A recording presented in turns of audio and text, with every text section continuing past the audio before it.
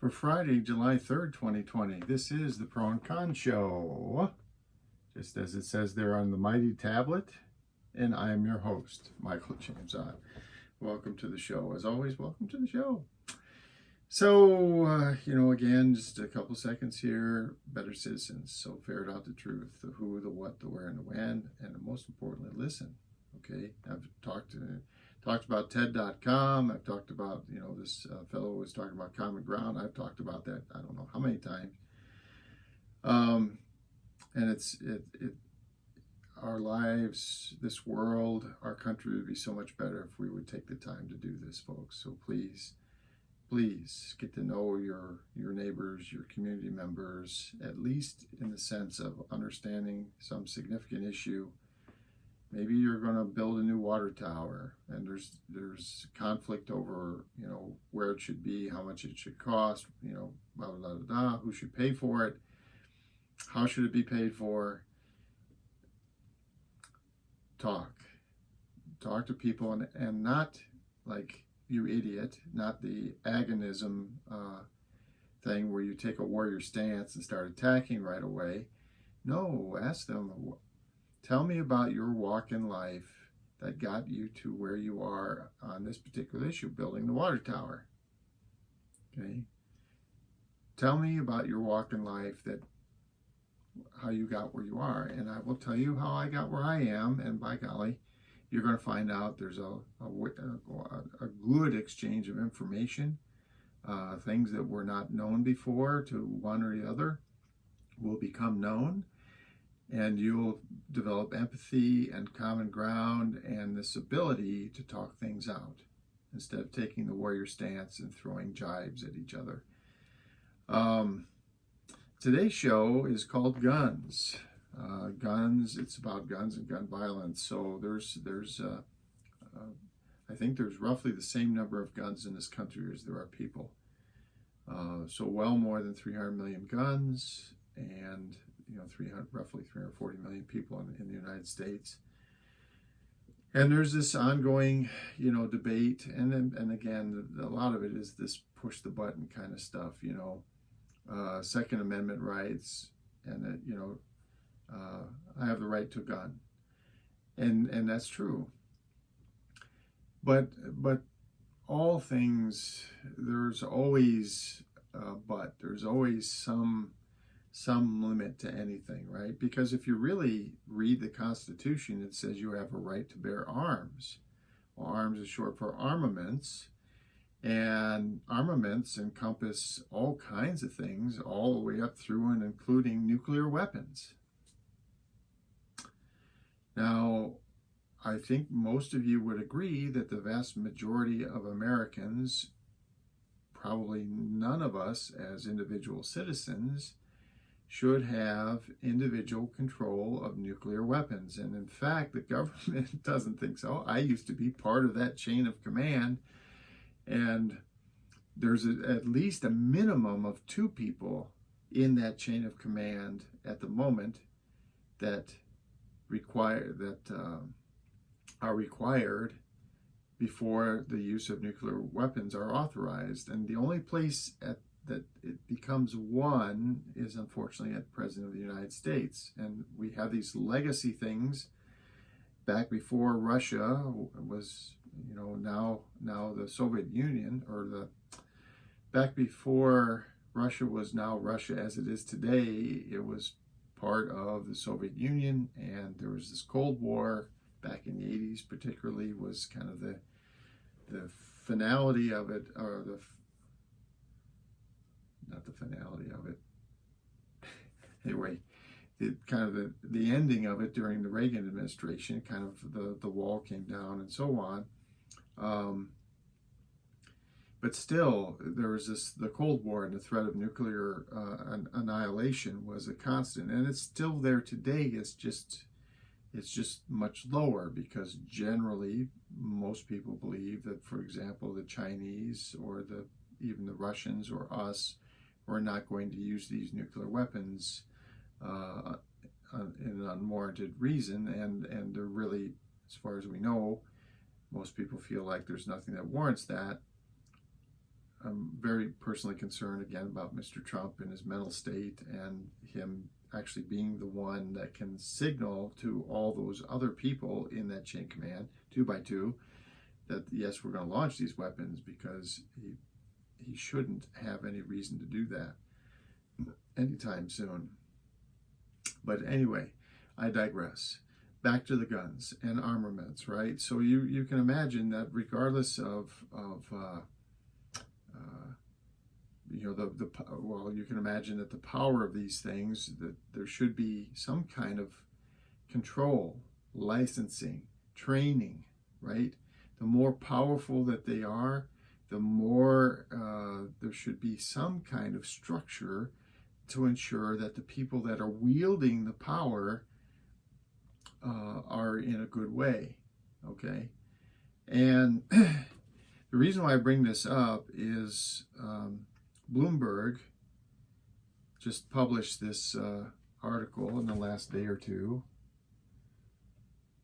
okay? And the title says, "The deadliest mass shootings are often preceded by violence at home." So what they're saying is, and they did a bunch of research and they looked up a bunch of mass shootings. So we define mass shootings as 4 people getting shot or more. And then what are the circumstances around that? And in their research, the executive summary of it is that the person who ended up shooting and killing various people, they had an anger issue that had been identified previously by family members, by the police, by counselors, and it turns out that at least 60% of these shootings could have been avoided if these people who had this angry tendency, okay, this violent tendency, had not been allowed to wield guns. Now, let me just take a side here and say something about guns, okay? There's the solution around the violence and the maiming and killing of people with guns is not just the guns. You know, and one of the favorite hot button things, well, guns don't kill people, people kill people. And that's true, but guns are a powerful weapon for people trying to kill people. And they are unique in that they are targeted for that purpose. Guns are built to kill. So whether you're talking about shooting an antelope, or shooting a rabbit, or shooting an elephant, or shooting a person, the guns associated with all those actions were built to kill. And they're very, very effective at it. So people will say, well, if you took away the guns, and so let me get to the point, and then I'll circle back to it again. My point is that I'm eventually going to come back to is, it's not just about taking away guns or anything like that. No, the issues, and this article points out one of the things: we need to screen people in advance about their mental state and their general ability to be trusted with these very powerful weapons that are intended to kill. Okay? You don't, nobody, unfortunately, there's some small number of people that would say, oh, this guy, yes, he's already killed 30 people. Yes, every time he gets a gun, he shoots another 5 people. I'm going to go ahead and give him a gun again. There are unfortunately a few Americans that would still say that, but the vast majority of us would say, no, we're not. So then the problem becomes, well, if he hasn't killed 30 people, but there's potential that he would, do we take the guns away? And this is the thing where we, step by step, we have to figure out how we're going to do this. But yes, it would seem to make sense that people with the wrong mental stability, the wrong personality, angry, violent people should not be allowed to have guns. We should somehow, some way try to screen it away from them. And then, so the side that I wanted to go down just briefly is, the purpose of guns and how powerful they are and why guns. And so, well, if you try to keep these violent people from having guns, they would get something else. They'd run over people with a truck or whatever. Well, yeah, but it's way harder. It's way harder to kill people with a truck. A couple of years ago, there was a guy in Vegas, and there was a concert, and he was shooting people out of the window of the Vegas hotel. He used a gun. He wasn't throwing F-150s out that window, okay? Why did he use the gun? Because it was way easier, way more effective than trying to throw F-150s out the window. Now, admittedly, if he had managed to try to, throw an F-50 out the window, and if he had managed to do it, it would have killed some people. But how hard was that? How hard would it have been for him to throw an F-150 out the window? Okay? Same thing for bombs. Oh, well, they build a bomb. Well, yeah, but you don't go to Walmart and buy a bomb. You don't go, to Target or to Cabela's or whatever, and oh yeah, I want to buy a bomb. I'll pick that up on Wednesday. No, we don't, because bombs are not. We don't think that bombs are something that generally people should be able to get at. So if they're gonna get hold of a bomb, they can't just go and give somebody $100 and get one. It's much more difficult, and they're either going to have to figure out how to build a bomb themselves, which means they're going to start having to build, get the materials and stuff, which are all opportunities for us to figure out if somebody's trying to build a bomb. And then they're going to have to figure out how to do it, and then they're going to have to do it well enough that they don't blow themselves up before they blow somebody else up. Okay? So again, the guns are a singular issue because we have made them so readily available, and there isn't a stigma with having them, and we need to get better at the society thing around examining who are the angry people, who are the people that are like collecting ammunition, like building up stockpiles of ammunition. This should raise a concern.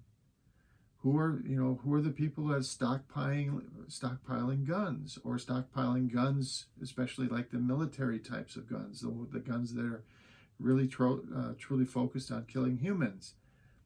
These things should set off flags, and I'm not saying that the individuals involved would get their guns taken away necessarily, but by golly, we should be looking at them very closely, and for safety's sake, they should have special licensing, special training. Their weapons should be have special security, so that if they have a big cache of weapons, you don't want somebody, a burglar or something, breaking in there and getting 300 guns at one time. See what I'm headed here? There's a level of all around awareness in our society, and an all around structure around the guns that we need to adopt. And one of them certainly is this idea of the mental state and the traits and character of the individuals, and yes, precluding certain individuals from having guns. Yes, certain individuals should not have guns. That's a fact. Just like the earth is round. The earth is round. That's a fact. Certain individuals should not have guns.